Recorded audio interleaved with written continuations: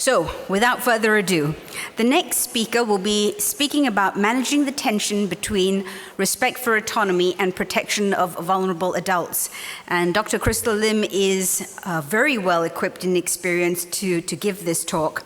She's a Master Medical Social Worker at SGH and the Transplant Ethics Lead of the SingHealth-Duke NUS Transplant Center and Clinical Assistant Professor at Duke-NUS and Bioethics Co-Lead for the SingHealth-Duke NUS Medical Humanities Institute. She's also, of course, a member at quite a number of our clinical ethics committees here in Singapore, but she's told me to keep this short, so I will. So without further ado, please join me in welcoming Dr. Lim to the stage. Thanks, Sumi. Thanks, everyone. Last year I wrapped up 30 years of medical social work in SGH. Did I say 30 years or dirty years of social work? Anyway, I've seen how things have changed, and an important part is the increased affluence of Singapore.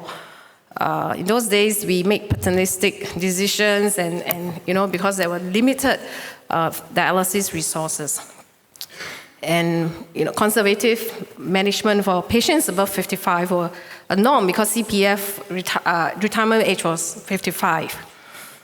And the other thing that so if you're above 55, you don't get subsidized treatment because dialysis because there were not enough centers. The other thing that has also changed is, among many others, but those that I am pertinent to today, is care and placement of elderly. Those days, when patient doesn't have caregiver, we refer them to Care Liaison Services, CLS, which is a predecessor of AIC. And basically, it's getting a queue number, And then when patients go to the nursing home, they live longer years. So our patients are waiting in the hospital who have no place to go, kept waiting. And some of them, they go home in not so optimal condition. And as we have more nursing homes, at the same time, more elderly people, things have also changed. And I look back and I get appalled by how we once practiced medicine. It's not just because of the resource scarcity, but the paternalism about it. I'm not saying that paternalism is a bad thing. I think it is inescapable that there be some degree of paternalism. But I think it is really the justification and the context in which it is practiced. And so when I got myself trained in ethics, I became appalled at how it used to be that no choice. You go home, you'll fall, it's not good, you go nursing home. We take away that choice. And I feel apologetic to those people that because of my lack of knowledge about what ought to be ethically, that I've make decisions that violated their values to live certain kind of lives. And so when Mental Capacity Act came along, I felt it's a good thing, because we are taught to respect autonomy of persons with capacity. But of late, I see the pendulum swinging back to the other side, because it comes down the road is the Vulnerable Adults Act, VAA. And so I'm going to talk about two cases, and using this case, discuss the tension that we are seeing today. And tomorrow, Prof. Lalit Krishna will continue the conversation with his perspective, which keeps evolving. And therefore, I asked him, what's the title? And he said, Da? So we'll wait for him to tell us what the title is tomorrow. So two case vignettes. Okay, the first case is a 95 years old single elderly living in a one-room rental flat. Okay, no known next of kin. She was admitted 2 years ago after a fall, refused nursing home placement, but she agreed to referrals for home care services. And downstairs of her flat, fortunately for her, was an active aging center. And so she will go down every day and get her meds from the center. She also has meal delivery services. And but in the last few days, the food that was delivered to her remained hanging outside her flat. So something must be wrong. And then the Active Aging Center was also concerned because, she has not come down to get her medication. So they contacted SCDF, who made a false entry, found her lying unconscious on the floor, took her to the hospital. She regained consciousness, regained mental capacity, and acknowledged that, the time has come, I need to go to a nursing home. Now, in this kind of case, it's all and well, right? Because she needs the care that we think would be best suited for her. It aligns with us. There's no moral distress. There's no discomfort. Now, the second case, and that's the one that I'm going to focus for today. 70 years old, single, lives in a one-bedroom HDB studio unit. She is the fourth of 7 children, but she does not let people visit her house. She keeps the siblings at arm's length. She has a nephew whom she is in constant touch with, texting, calling, and this nephew will actually get food for her, order groceries online. In the last 1 year, she had about 3 hospitalizations, okay? And this time, she's admitted because the nephew called her, but couldn't reach her. He got worried. And he called the FSC that's known to her and said, hey, can you do me a favor? Can you please check on my aunt? There was no response at the door. So SCDF was called, forced entry, found her lying on the floor. That was sometime last year. But this time, she called the nephew and said, hey, I've been lying on the floor for the last 6 days, and get me an ambulance. I need to go see the doctor because today I've got my outpatient appointment anyway. She was hospitalized. Okay. Now, because of her fall and previously where SCDF had to, have forced entry, and then an assessment was made on her mental capacity and also a discussion on her care. Now, she has mental capacity, all right? But she says that, no, I do not want to declutter. And she has mental capacity, but it's also known that she is a hoarder. And she refuses for her house to be decluttered. Because she has never allowed anyone to enter her flat. But when SCDF did a forced entry, the FSC social worker managed to get a peep of the house and saw the mess that it was in. The patient herself described the place as messy. Okay. So the social workers deemed the patient to be a vulnerable adult, okay, and is, concerned about her well-being. So they refer her to APS. Patient refuses all forms of social services support, and also decluttering.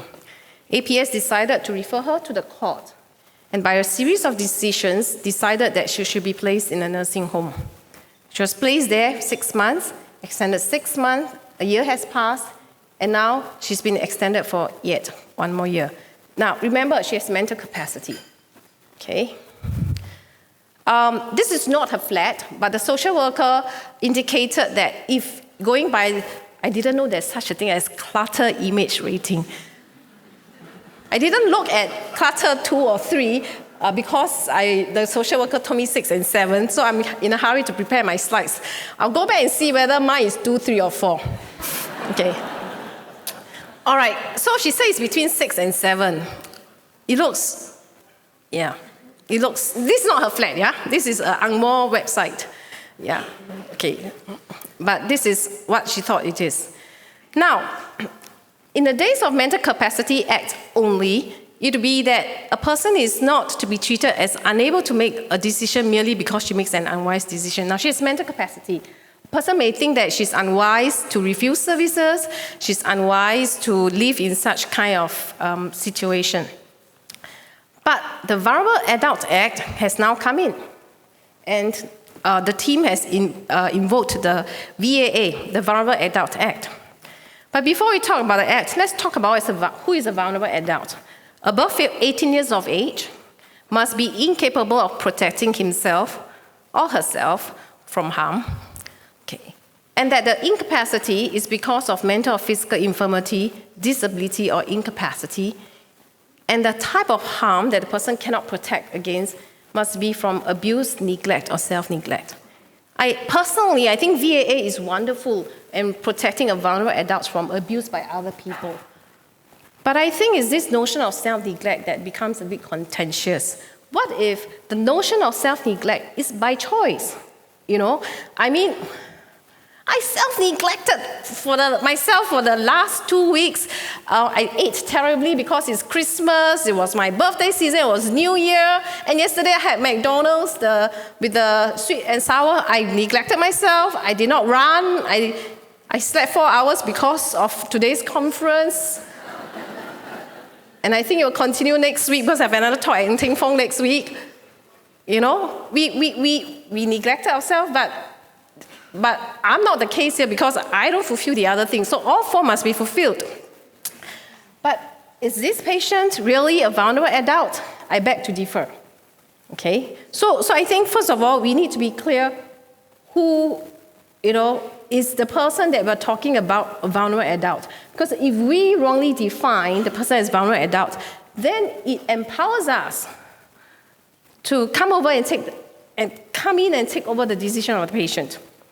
And that's not a good thing, right? Because then it disrespects the person's right to live life according to his or her own values.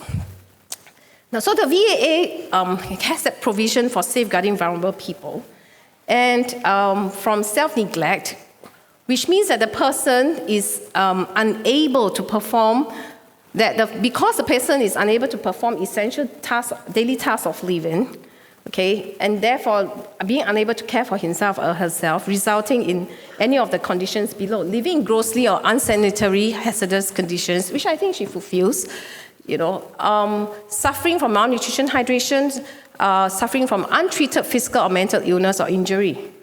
But also remember, under the Mental Capacity Act, a capacitious person can reject treatment. So one is, is this person a vulnerable adult? Is she really in self-neglect, or is it by a decision by choice? And under the VAA, the court allows different orders, which I won't go through, but the most extreme being placing the person in a nursing home. So this is where, the Mental Capacity Act is at odds with the Vulnerable Adults Act. So in MCA, but because a person makes an unwise decision does not mean that the person does not have capacity. We all make unwise decisions, right? People get into relationships that they should not. People don't exercise. We don't exercise as much as we should. We spend money on maybe buy a $5,000 bag, but you love it so much that it's in the closet, We make, unwise decisions, okay? That is not talking about me. I don't have $5,000 to buy a bag. I'm a social worker. Okay. Yeah. How can you laugh when we earn less money than you? Su Ching, I feel like crying. Su Ching is all the way back there. Yeah. So my colleague from SGH. Now, whereas in the Vulnerable Adult Act, okay, it's the decision of the capacitious vulnerable adult can be overruled if it's deemed necessary to protect him or her from harm by others or self. It emphasizes protection of the vulnerable adult, and basically it wants to promote beneficence, doing good. But what if self-neglect is a manifestation of unwise decision, which is, totally all right with the Mental Capacity Act?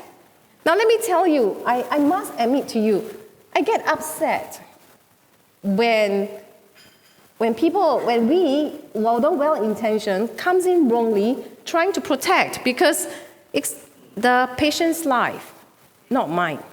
Right? So I think we have to be careful about that. And what constitutes unwise? Is it because the person places himself at risk? People do risky sports. Even skiing itself can be risky. Is it unwise because it does not optimize the situation? A patient refuses a small medical intervention that brings lots of benefits to him. That sounds unwise. Or is it unwise because it doesn't espouse the values that we think ought to be given priority? But let us remember that unwise decisions are not about the not about the patient's own values that the other people do not agree with, because unwise decision has a lot to do with values and value judgment. So it's not so much about whether something is wise or not. So when a person has mental capacity, so first of all, the mental capacity assessment is important, and making a good, reliable assessment is important. And when a person has mental capacity, the person is allowed to make unwise decision, and we should not necessarily then think that, that unwise decision brings about self-neglect, and we perhaps ought to come in. Now, I'm drawing an example from this case in law, just to point out in the yellow small words. Basically, this is a case of a patient, a young lady who had a failed suicide attempt, and now she requires life-saving dialysis treatment, which she refuses. And the case was brought to the court, and the judge determined that C has capacity to decide whether or not to accept treatment, and C is entitled to make her own decision, okay, on that question based on the things that are important to her, in keeping with her own personality and system of values, without conforming to society's expectation of what constitutes the normal decision in this situation, even if such a situation exists. As a capacious individual, C, in respect of her own body and mind, sovereign. So this is about treatment. Can we therefore also not the concepts? Can I argue that the concepts are the same, the principles are the same, and I can transfer it also in consideration about care and placement? And so, another thing I've observed on the ground is people talking about, oh, this is in patient's best interest, this is in patient's best interest. And many times, when we say that this is patient's best interest, many times, or most times, perhaps we're talking about patient's best medical interest. Because the best interest principles kicks in when a person doesn't have mental capacity, at least according to the Mental Capacity Act. When a person has mental capacity, we are not supposed to determine what is in the person's best interest, because the person decides for himself or herself. And there are also studies to show that practitioners actually do not understand best interest as adopted by the Mental Capacity Act. This is based on a UK study, not local data. And judges have determined best interest differently. I'm not sure if it's big enough for you to see, but if you, which is a pointer. Yeah, I should point where? Oh, yeah. You see, I'm looking far because I just got new glasses and I cannot adjust. I can't see here, so I see far. So if you are wondering, I'm not looking at my laptop, I can't see. So it has moved, You can see that, by focusing on his medical condition, best interest will be determined by medical best interest. And then another judge went on to think that it should be based, what would a reasonable person act and do? Oh, thank God for women, because Lady Hale rejected the objective test of reasonable person, okay, in favor of a subjective, decision-specific evaluation of individual preferences which consider matters from the patient's point of view. Well, women are more considerate. Thank you. So even the court had different ideas. Because it's so broad, it becomes problematic. The other thing also, that sometimes when a person makes what we think is an unwise decision, there could be a tendency to say, oh, this person lacks mental capacity. I'm sure you have seen that, witnessed that enough on the ground. There is also what is called a protection imperative. Social workers, we do have a custodian role, and doctors also feel the duty to protect the patient, the well-being, and most of the time narrowly defined as a physical well-being.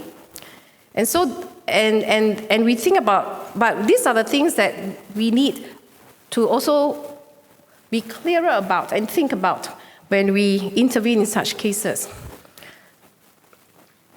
So what should our response be when it comes to adults with mental capacity who are deemed as vulnerable adults, because the VAA allows for welfare officers to come in and overrule that person's decisions. So the medical team may say, hey, refer to APS. Then because in the hospital we have no power to overrule, but by referring to APS, we can therefore, through AVS, invoke the Vulnerable Adult Act. Because we can, does that mean we should? And a lot of times I will ask my colleagues, what is it that the APS can do that you cannot do? Meaning, let's see what we can do over here first, because the reason for referring to APS most of the time is for invoking the VAA. Is that what we really want to do and need to do? So let's look at the principles in the VAA. The duty is being performed, or the powers being exercised, is for the protection of the VA from abuse, neglect, and self-neglect. Remember, my focus now is on self-neglect. Yeah, I think that, like I said earlier, the VAA, it's really wonderful way of protecting the vulnerable adults from abuse by others. But where lacking mental capacity is generally best for the VA to decide how he or she wishes to live and whether or not to accept any assistance, which means in that case, that patient should be allowed to say, I want to go home. You may think that having an uncluttered place is important for you. But to me, as long as I can move from my bedroom to the kitchen, to the toilet, to the tap, that's all that matters. In fact, perhaps it forms a very safe walkway for me. I have things to hold on to, So, yeah, different values, right? Okay. The other thing is that the power that is being exercised, we must think about the least restrictive principle. Even if we need to act on the vulnerable adult's behalf, which action brings about, the best protection of the least restrictive principle? And the welfare and best interest of the vulnerable adults must be the first and paramount consideration. And best interest is really beyond the medical best interest. So I hope that we are clearer about when to talk about best interest. When a person has mental capacity, it's about respect for autonomy, not about what is the person's best interest, because we don't determine what is the best interest of a person with mental capacity. And we intend well, and that's the nature of why we are in the line of work that we do. And we offer certain treatment because we think it's good for patient. And we also know that a lot of times when patient accepts the treatment, we don't question the mental capacity. There are other reasons behind that is not within the scope of this discussion. But when a patient rejects treatment or advice or arrangement where we think will promote the patient's well-being best or better, we tend to question whether does the person have mental capacity at all. And so mental capacity assessment are also known to be influenced by paternalism. And sometimes, we have to be honest with ourselves. Are we saying that the person has no mental capacity because we determine it, we deem it to be so, we assess it to be so? Or is it paternalism in us that is wanting to protect the patient, that in a case where it is doubtful, that we want to lean on saying that the person has no mental capacity because it's the paternalism in us acting out? And doctors are known to act paternalistically, sometimes not just for protection of the patient, but maybe because for themselves. Right? I'm more like, inviting us to think about how we carry out our cases, how we intervene. And the other thing about best interest is that, so some cases, certain actions are carried out. People have different appetite for risk tolerance, right? And it can be an individual risk tolerance level, it can be the institutional. And it is not infrequent when people tend to err on keeping the patient safe. And most of the time, safety referred to as placement in a nursing home. Because then, we know that the patient is safe or safer, but is that really in the patient's best interest? Because what are the patient's happiness? Isn't patient's happiness important? If a patient is, especially for an elderly patient or a dying patient, is living longer, or is living safer really what's important? Or is it living well? Living in a place that the person is still connected to the people that matters to him or to her. So when we think about best interests, let's be honest with ourselves, and let's also be circumspect and consider best interests really from the individual, the person's point of view, the patient's point of view, not what we think ought to be the case for that person, really the person's values. Okay. I'm told that I've got 10 minutes, but I'll end earlier than that. Yeah. So, and because we all have different values and life goals, we may think that this is in the patient's best interest because we prioritize certain values. The patient has a different set of values. Okay, what's important to me may not be important to you. So physical safety and security, including that of, helping patients live longer, keeping patients safe, minimizing falls, these are all good things to have. And medicine is also about that. But there are always trade-offs. What is it that matters to the patient? Okay, about the emotional safety, the emotional security, let's not forget about that. So, reminding ourselves in our response that autonomous persons have the right to choose their own course in their life. So when we, invoking VAA is to allow the state to intervene. And we do that on the premise that it provides protection to the elderly, but it comes at a price. And the price is the autonomy of the patient. Okay. So, when a capacitious, vulnerable adult makes a particular decision or a set of decisions, okay, and we disagree with those decisions, before we decide to invoke VAA, I think it's good to pause and think deeply. Why am I doing this? What's driving my decision here? What is it that I'm afraid about? What is it I'm trying to protect? Am I trying to protect the patient? Because in protecting the patient, I protect myself, my position, my job, my accountability. What ought to be my ethical professional duty? The Mental Capacity Act emphasizes, it's a lot about respect for the autonomy of the person with mental capacity. Okay, it's person-centric and person-specific. And so even when we consider best interests, we need to have that in mind. All right? Let's see. Now, I like this slide that I took from Professor Chan Win Cheong, a law faculty member of SMU, Singapore Management University. And he wrote that in the context of holding the therapeutic state at bay, balancing autonomy and protection in Singapore's Vulnerable Adult Act. And he suggests that, at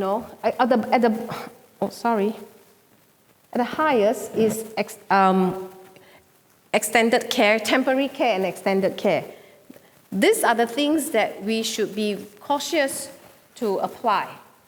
We